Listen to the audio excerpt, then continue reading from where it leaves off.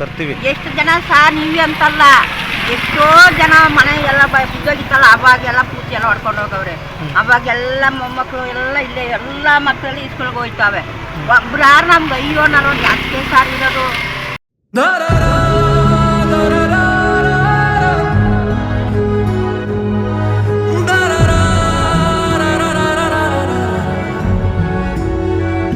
ಪೂರ್ವಜರ ಕಾಲದಿಂದಲೂ ಹರಕು ಬಟ್ಟೆ, ಮುರುಕು ರೊಟ್ಟಿ, ಶತಮಾನ ಕಳೆದ್ರೂ ಬದಲಾಗದ ನಿರ್ಗತಿಕರ ಬದುಕು. ಮುಖ್ಯಮಂತ್ರಿ ಸಿದ್ದರಾಮಯ್ಯ ನೇತೃತ್ವದ 5 ಗ್ಯಾರಂಟಿ ಯೋಜನೆಗಳಿಂದಲೂ ವಂಚಿತರಾಗಿರುವ ನಿರ್ಗತಿಕರು. ಸಿಎಂ ಸಿದ್ದರಾಮಯ್ಯನವರ ತವರು ನಂಜನಗೂಡು ನಗರಸಭೆ ಅಧಿಕಾರಿಗಳ ನಿರ್ಲಕ್ಷ್ಯತನಕ್ಕೆ ದಿನ ಬೆಳಗಾದ್ರೆ ನಂಜನಗೂಡಿನ ಮುಡಿಗೆ ತುಳಸಿ ಹಾರ ನೀಡುವವರ ಬದುಕು ಮೂರಾಬಟ್ಟೆ.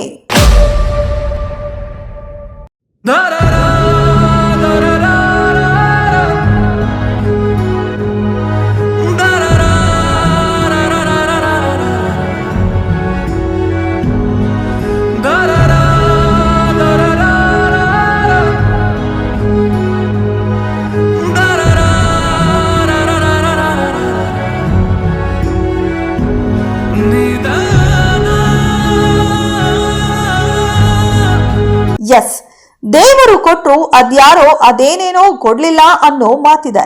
ಅದು ಅಕ್ಷರಶಃ ಸತ್ಯ ಆಗಿದೆ. ಇಲ್ಲಿ ನಂಜನಗೂಡು ನಗರಸಭಾ ಅಧಿಕಾರಿಗಳ ಹಾಗೂ ಸ್ಥಳೀಯ ಜನಪ್ರತಿನಿಧಿಗಳ ನಿರ್ಲಕ್ಷ್ಯತನದಿಂದಾಗಿ ಗ್ಯಾರಂಟಿ ಯೋಜನೆಗಳಿಂದ ವಂಚಿತರಾಗಿದ್ದಾರೆ ಈ ನಿರ್ಗತಿಕರು.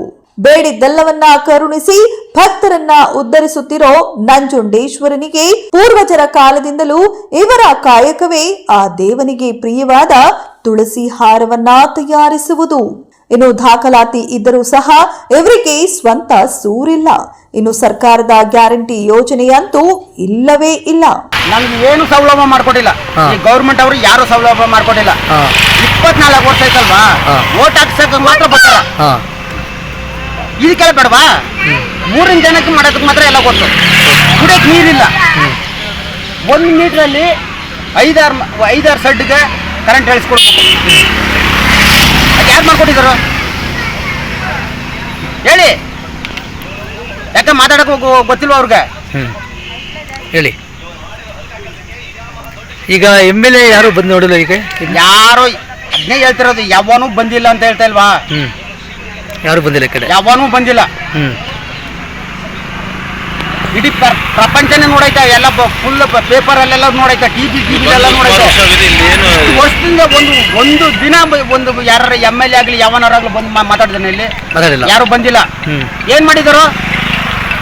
ನಾಗರಿಕ ಸಮಾಜ ತಲೆ ತಗ್ಗಿಸುವಂತಹ ಹೀನಾಯ ಪರಿಸ್ಥಿತಿಯಲ್ಲಿ ಜೀವನ ದೂಡುತ್ತಿರುವ ಸುಮಾರು 6 ಕುಟುಂಬದ 30ಕ್ಕೂ ಹೆಚ್ಚು ಮಂದಿ ಇರುವುದು ನಂಜನಗೂಡು ಪಟ್ಟಣದ ಹಳ್ಳದ ಕೇರಿಯ ಮುಖ್ಯ ರಸ್ತೆಯ ಬದಿಯಲ್ಲಿ. ಅದೆಂತ ಶಾಪಗ್ರಸ್ತರು ಇವರು ಅಂದ್ರೆ ವಾಸವಿರುವ ನಿವೇಶನವು ಅವರದ್ದಲ್ಲ.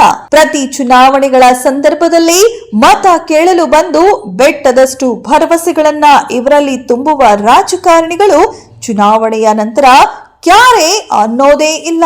ಇನ್ನು ಬಂದಂತಹ ಅದೆಷ್ಟೋ ರಾಜಕಾರಣಿಗಳಿಗೆ, ಅಧಿಕಾರಿಗಳಿಗೆ ಮೂಲಭೂತ ಸೌಕರ್ಯ ಒದಗಿಸುವಂತೆ ಕೇಳಿ ಸಾಕಾದ ಈ ನಿರ್ಗತಿಕರನ್ನ ಕಾಪಾಡಲು ವಿಷವನ್ನೇ ಕುಡಿದ ಶ್ರೀಕಂಠನೇ ಬರಬೇಕು ಏನೋ. ಒಟ್ನಲ್ಲಿ ನಾಗರಿಕ ಸಮಾಜದಲ್ಲಿ ಬಾಳಿ ಬದುಕಬೇಕಾದ ಮುಕ್ತ ಜನರಿಗೆ ಇನ್ನಾದ್ರೂ ಒಂದು ಸೂರಿನ ಭಾಗ್ಯ ಈ ಸರ್ಕಾರದಿಂದ ದೊರಕುವುದೇ ಅನ್ನೋದು ಕಾದು ನೋಡಬೇಕಾಗಿದೆ. ಎಷ್ಟು ಜನ ನೀವೇ ಅಂತಲ್ಲ, ಎಷ್ಟೋ ಜನ ಮನೆ ಎಲ್ಲ ಬಿದ್ದೋಗಿತ್ತಲ್ಲ, ಅವಾಗೆಲ್ಲ ಪೂರ್ತಿ ಎಲ್ಲ ಹೊಡ್ಕೊಂಡು ಹೋಗವ್ರೆ. ಅವಾಗೆಲ್ಲ ಮೊಮ್ಮಕ್ಕಳು ಎಲ್ಲ ಇಲ್ಲೇ ಎಲ್ಲ ಮಕ್ಕಳಲ್ಲಿ ಸ್ಕೂಲ್ಗೆ ಹೋಯ್ತಾವೆ. ಒಬ್ರು ಯಾರು ನಮ್ಗೆ ಅಯ್ಯೋ ನಾನು ಜಾಸ್ತಿ ಸಾರ್ ಇರೋದು. ಈಗ ನಿಮ್ಗೆ ಇದು ಬರ್ತಾ ಇಲ್ವಾ? ನೀರಿಲ್ಲ ಸರ್. ಗ್ಯಾರಂಟಿ ಯೋಜನೆ ಬರ್ತಾ ಇಲ್ವಾ ನಿಮ್ಗೆ ದುಡ್ಡು? ಗೌರ್ಮೆಂಟ್ ಒಬ್ರು ಇದ್ದೋರ ನಮ್ ಕುಡಿಯಕ್ಕೆ ನೀರಿಲ್ಲ.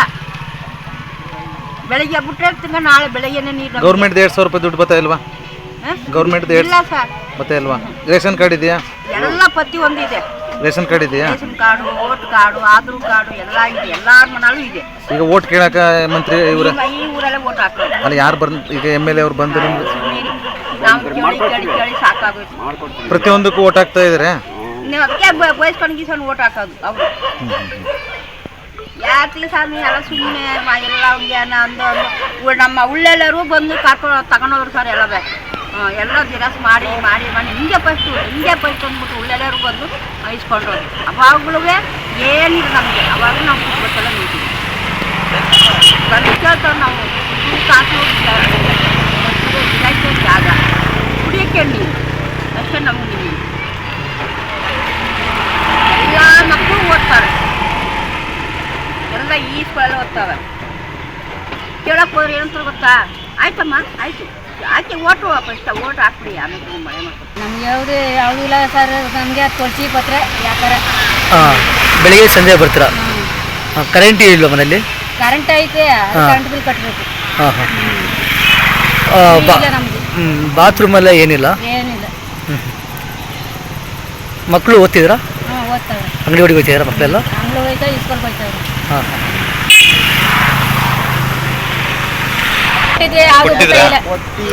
ಯಾರು ಬಂದಿಲ್ಲಮ್ಮ?